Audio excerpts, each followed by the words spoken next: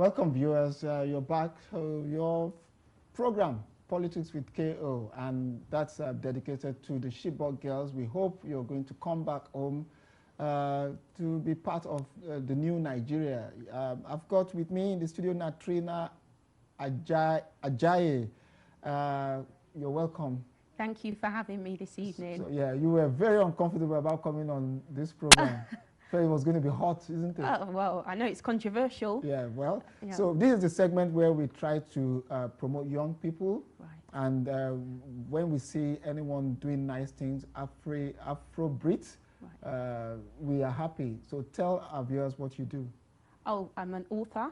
Yeah. I've just released a book called Melanin Monologues, A Black British Perspective. It was published in March of this year. So at the moment, I'm plugging that, I'm promoting it around London and hopefully outside of London. I'll be doing more. So tell me, when did you start writing? Well, I got the idea 2 years ago when I saw a documentary that was broadcast on Oprah Winfrey's network called Dark Girls. And the African-American girls in the program were just talking about having a dark complexion and how that's affected them. And I thought it'd be very interesting to give a British perspective on that. Wow. So you were born in the UK? Yes, I was born in South London. What heritage?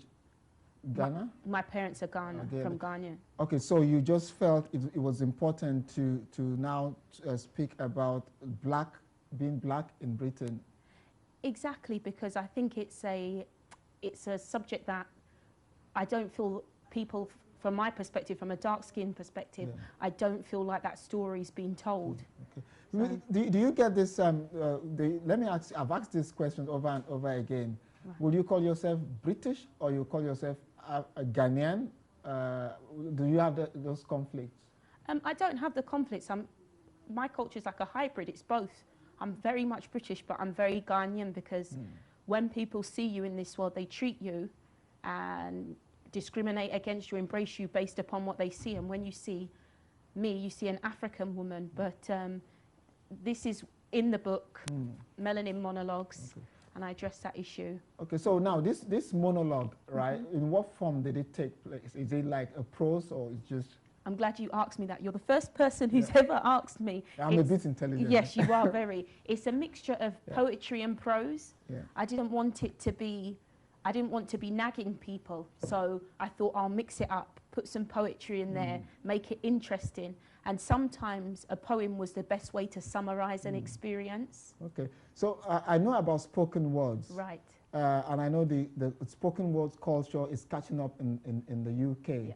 And one of my favorite person in that is a Nigerian lady. She's based in the US and she does it so well. Now, does that mix into the way you write? Do you get influence from artists who like spoken words? I'm inspired by everything I see.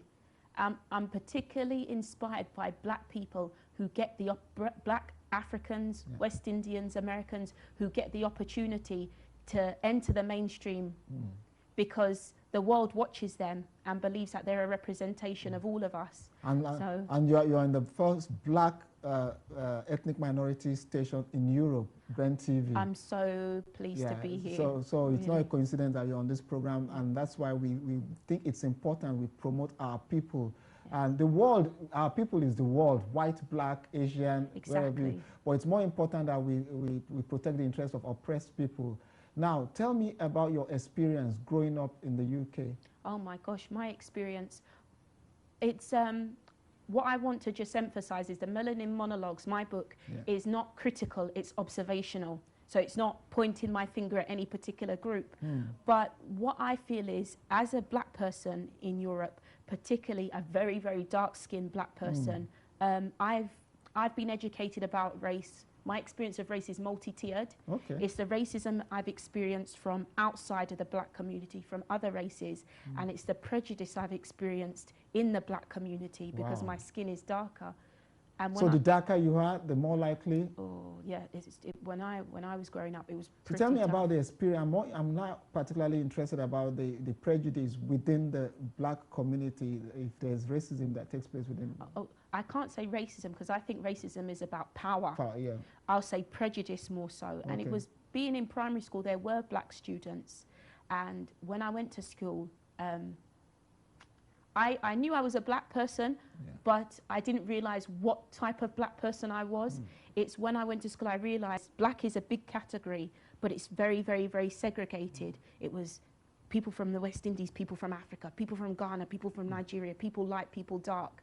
And it was when I got into the school environment and I was criticized for having a very dark complexion, I realized that I was a bit of an outsider. If I tell you to do something for us based on your experience and your writing, can you do that for us? Yes. Okay, yes, yeah. Go for it. And I hope my producer is going to just focus on my guest, Natreema. Let's have it. Okay. Thank you for asking me to quote something. Yeah. What I'm going to quote is a very short poem-ish called Melanin Freestyle. Yeah. It just summarizes my experience. Okay. When I first started school, I knew I was ugly. It was when all the kids started to tease me. My skin was too dark and everybody was light. They laughed and compared me to the shade of midnight. My hair was short and kinky. It wouldn't seem to grow. My lips were too thick, much like my wide nose. I was ashamed to be black. I didn't have any pride. The shame of it all tore me up inside. When I came of age, I then started to see the greatness of black. I learnt my history. I descended from a land that civilized the earth. I knew my black was a gift and no longer a curse. Take a look at black ancestry. Brothers were ruling as kings. Sisters were regal as queens. Stolen. Our thrones were left empty. The transatlantic abduction destroyed our families. The motherland became a distant memory. Slavery made us deny our once great ancestry. Some were strong and kept Africa alive. There were others who crumbled. They were truly traumatized. Without recognition of ourselves and a fragmented history, our culture was compromised because we had no legacy.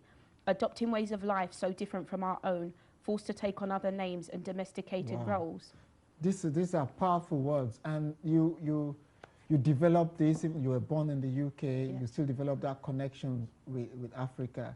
Now, do you ever visit Africa? Yes, I've visited Ghana many times. Yeah. So when you go back to now, we've talked about the prejudice within the black community in the UK.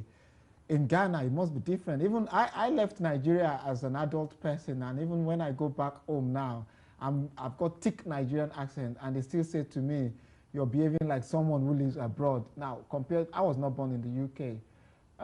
Do you get that kind of prejudice even back home in Ghana?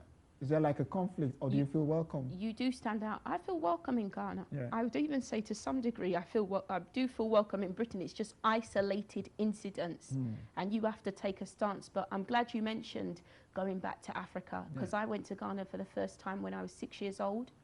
And because I was bullied at school about being African, when my mother took me there as a young child, I got the chance to see that Africa wasn't as negative or as poverty-stricken as it was portrayed on TV. So you didn't see people living on trees? Absolutely not.